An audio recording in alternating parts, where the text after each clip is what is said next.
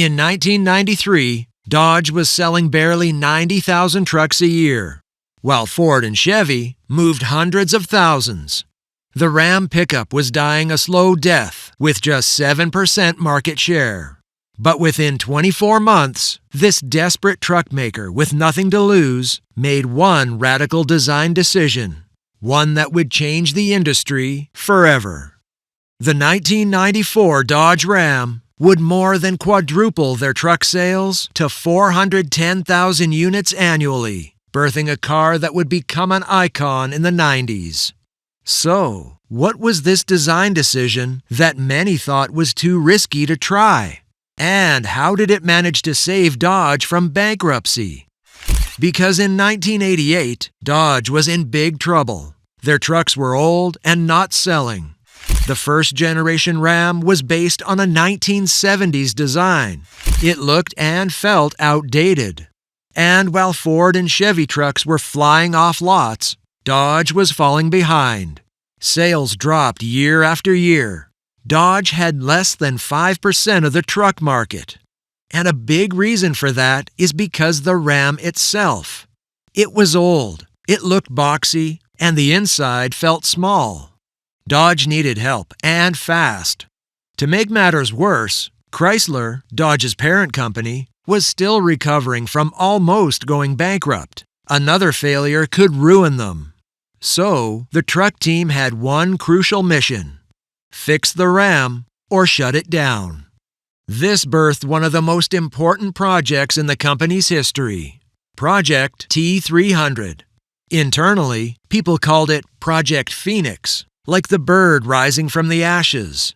They hoped the truck would make an inspirational comeback story. But it wasn't going to be easy, and small changes would certainly not cut it. What was the big problem? Well, Ford and Chevy basically owned the truck world. Their fans were super loyal, and some even had truck logos on their hats. Getting buyers to switch was nearly impossible. If that wasn't bad enough, the early designs for Project Phoenix were boring. They looked too much like every other car.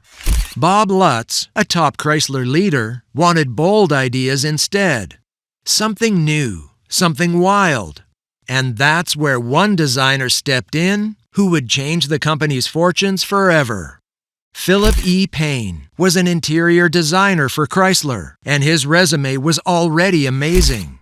He had helped on the original Ford Mustang, but now he had the hardest job in his career. Usually, a new truck takes years to develop, but Payne had half a year to redesign the Ram. The pressure was massive, and playing it safe wouldn't work on this occasion. But it was here where Payne made a bold decision. Instead of looking forward, he would look backward. Rather than copying Ford or Chevy, he studied semi-trucks, big rigs, and highway kings. These trucks looked powerful. They had tall hoods and bold shapes, and that became Dodge's new direction. So Payne and the team got to work. They studied older pickups, like the 50s Studebaker and Dodge Power Wagons from World War II. These trucks looked strong, serious, ready for work. So when Dodge showed the new Ram designs to execs, everyone was shocked. The truck looked big and tough. It didn't look like anything else on the road. This was a pickup that looked like a semi. But this bold decision was met with many critics. Some people inside Chrysler worried it was too different. Would customers hate it? Would it be too hard to build? No one knew. Suddenly, all the optimism was fizzling out. But when all hope was lost, Chrysler realized they had a secret weapon: computers. The second-generation Ram was one of Chrysler's first trucks designed entirely through computer modeling, rather than traditional clay sculpting. The new Ram didn't just look different, it was smarter too. The hood was taller, giving drivers a stronger view of the road. And the horse-collar grille bearing Dodge's distinctive crosshair design became an instantly recognizable signature. If that wasn't enough, the fenders stuck out like a semi-truck.